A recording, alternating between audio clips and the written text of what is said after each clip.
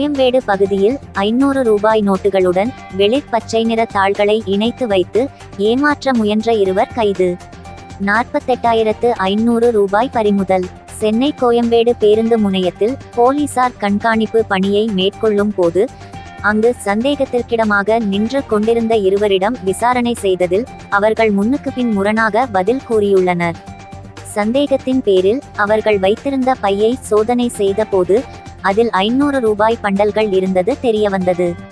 மேலும் அந்த பண்டல்களை பிரித்து பார்த்தபோது அதில் ஒவ்வொரு பண்டலின் மேல் மற்றும் அடி பகுதிகளில் 500 ரூபாய் நோட்டுகளை வைத்து இடையில் 500 ரூபாய் நோட்டுகள் போன்று வெளிர் பச்சை நிறத்திலான தாள்களை வைத்திருந்தது தெரியவந்தது. அதன் பேரில் இருவரையும் கைது செய்து காவல் நிலையம் அழைத்து வந்து போலீசார் விசாரணை செய்தனர்.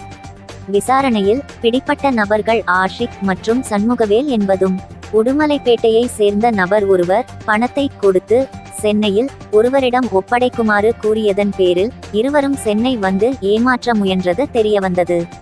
அவர்களிடமிருந்து 48,500 ரூபாய் மற்றும் வெளிர் பச்சை நிற தாள்கள் பறிமுதல் செய்யப்பட்டதை தொடர்ந்து வழக்கில் சம்பந்தப்பட்ட தலைமறைவாக உள்ள மற்றொரு குற்றவாளியை போலீசார் தீவிரமாக தேடி வருகின்றனர்.